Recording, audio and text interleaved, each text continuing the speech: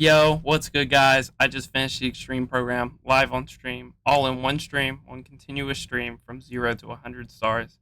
It was absolutely a grind, and it may have been worth it. I'm going to get into that more so in the video, how you guys can do it, if I think it's worth it, if I think the common player can get it. So, before we get into the video, I want to thank you guys for the support on the channel.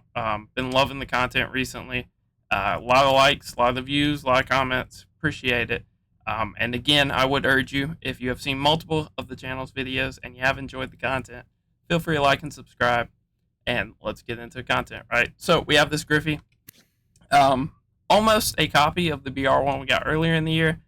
Just this one already has max clutch. You do not need a captain boost for the clutch, and he is a little bit faster than the one we had earlier. And he's core, right? In the top left, you can see his core. He's there for the rest of the year. This is basically an in-game card. He is pretty crazy, especially with the tier 3 Ripken boost. Other than Griffey, we have this Marte, who looks very, very good. You get him super fractured. He's almost max contact, has max clutch, should be a good defender at second base, and is more than playable in any of his secondaries, other than probably shortstop. And additionally, I'll be trying out Matt Cain. I don't really know if he's going to be great. On on Legend in particular, he should be great. On other difficulties, I have some questions, but I think he'll be fine. I think he cracks almost anybody's rotation. So I think there is good value in the Extreme program. As well as all these, I'm going to mute the gameplay so you guys don't get the lightning sound effect. So you get Griffey, you get all these packs, which you can hit pretty big on. You can get a decent amount of stubs from. You get Kane, Piazza, who some people may want to use. For me, I'm going to stay away from.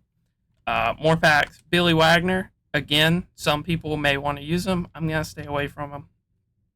And you get Marte relatively early on. So, how did I do it? What do I think the best way is to do? There will be some overlap with the video yesterday, but now I have the experience, and I have a slightly different outlook. I would start with the showdown. I think the showdown is the hardest thing that you will have to do. I've done it on 2 accounts now. I am 1 for 3 on each, so a player of my caliber has like a 34% success rate on it, which is not bad at all. If you guys keep trying, eventually you will get it. If you can get through Nolan Ryan, it almost guarantees that you will finish it.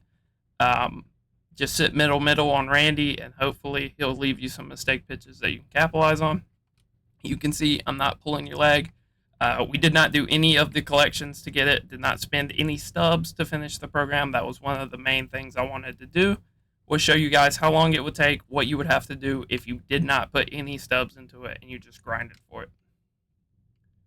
So, the next thing I would do after the showdown is start your moments. What moments did I do? I kind of cherry picked them. A lot of people are in here doing all of them. I didn't do that. I did the easiest ones, in my opinion. The Griffey one was very easy. The Billy Wagner one's probably the easiest one. The Matt Cain one is luck more than anything, but eventually you can get it. The Marte one was pretty easy. This comeback one is very easy if you have a good team. I heard the Alley one's decent. I heard that the Morel one's decent, and I would pick the Otani one before I would pick the Ellie one, personally. This other one could be easy in theory. You could just walk 4 times, but I'm not sure. I did not actually do it myself, so I will not vouch. So I did what? Like about 5 moments. One of them would be the Matt Cain one. And then what I would do is start up either Conquest or the mini seasons. For me, it would be the Conquest. I think it's more worth it.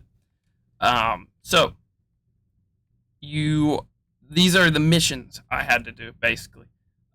We did the total PXP 1 time for 3 points. We did the Marte hits, the saves with Wagner, the home runs with Piazza. We did not do Kane. You can see we barely pitched Kane at all, and we did the 5,000 PXP, and that got us to the end of the program. I did a lot of that through Extreme Conquest, and I played 5 mini-season games on Legend, which gave me 6 vouchers, which was worth 12 points. And then basically you're just coming into this Conquest. For me, I thought the Conquest would be hard when I saw it initially. It is actually very easy. It is deceptively easy. You may have to play one of these first 5 games on Legend. You have to make it through the NLS, so you have to make it to the Diamondbacks by the end of the first turn. So you may end up having to play on Legend. After that, you're pretty much good. I played a lot of these games in this middle section on veteran difficulty, and I finished the map on the 5th turn. Word to the wise, I would be careful of this last square. Do not simulate it. You do have to take it. So that is basically another game you'll have to play. I would not chance it with the simulator, knowing the way the Conquest sim can be. And, be smart. Be smart about your grinding. For me, I have like 80% in all my team affinities. I finished all of them by doing that Conquest. I also caught up and finished my Tops Now program. I completely finished this all together. We did the PXP. It is very easy to do if you use the captains. For me, I used Hosmer. I used the pitcher, whoever he is, and that easily got me all the PXP I needed. So I knocked out Extreme, July Tops Now, and finished Team Affinity all together, which gave me enough cards to where I could reasonably buy some cheap cards and get my second collection award. So overall, I think the Extreme program is very worth it, and I think it is doable for your average player.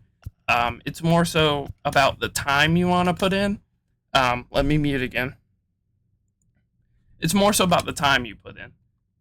It takes a while, especially the Conquest, right? The Conquest, you're talking probably at least 6 hours, 8 hours if you just fly through it. And that's if you're not being smart about it and putting in Team Affinity players and putting in Tops Now players, stuff like that. Any programs you want to do. If you want to do the monthly program while you do that, you can do that also. So if you are smart about it, for me, it took 15 hours on stream. I did some other stuff.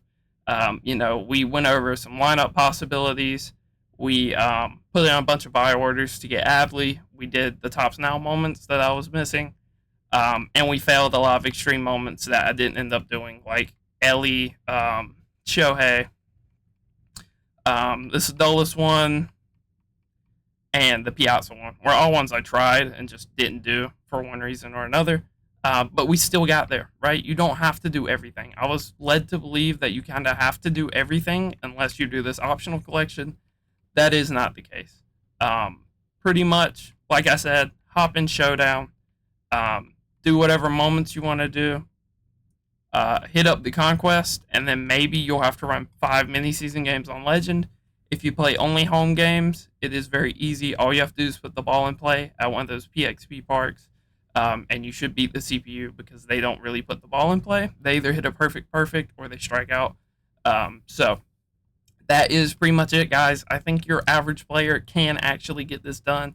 It may take longer than me. Obviously, I said it took around 15 hours. Realistically, it would probably take more, like 12 to 13 if you're very focused and concentrated on it. And if you are worse at the game, obviously it will take longer. If you get stuck on this Showdown for 4 hours, then that's going to add to your time. But I do think it is important to get it done. Additionally, if you just want to buy bias and save yourself a couple hours, 600K for saving yourself 2, 3, 5 hours if you're like so bad at the game that you can't do the Showdown, kind of makes sense, right? I was advocating this in stream a lot. This bias card, you can look at this card and say he's probably worth around 300K, right? Just because of the stats, the positions he's played, what type of captain teams he goes on to. Does not go on to Ripkins, but does go on to some of the others. But yeah, I would say this card is basically worth like 300K more or less. And you can see he goes for 600, so you're paying another 300K to save yourself 5 hours, and you're getting a usable card, right? If you're buying this Glavin, you're never using this card. This is an unusable card. You're paying 200K for him, and you're paying 60K for Suitor? You're paying 50K. So you're paying 250K for less progress compared to, basically think of it as you're getting a very good player, and you're paying 250K for more progress than what you would have gotten by these two. If you want to do all of them and save yourself a couple out, you can save yourself quite a bit of time if you do all of them. Then that is your initiative, and I will not tell anybody otherwise. But I do think it is very grindable. It is a matter of time more so than skill. I think eventually most people can get through the Showdown with some focused reps. And if you have to hop in custom practice against that pitcher and, edit their pitch mix and just practice against each pitcher up until the stages, then I think it is still doable. Overall, you could just skip the showdown, but you would probably have to win the mini season. If that's easier for you, you can do that also. It should give you close to the same amount of stars as the showdown. You might just end up having to do like the Matt Cain mission or the 10,000 PXP, right? I didn't do the 10,000 PXP. It would not take that much longer. If you have every player in the lineup and Cain, you can easily get 10,000 PXP, right? The easiest way is to use pitchers, more specifically starting pitchers. So if you have Cain, the 10,000 PXP will come pretty easily. And yeah, guys, I think that's how most of you guys can finish the stream program. It's not as hard as I had initially thought. You can see a lot more people have Griffey now. When I got him, there was only 60 green parallels, so I was like top 70 in the world to get the Griffey. I don't think it's that hard. It is more so a time commitment. It is very tedious, and it is very draining. But yeah, guys, that's going to be it. If you guys like the video, feel free to like, share, comment, subscribe, all that good stuff. And look forward to a debut video very soon. Peace.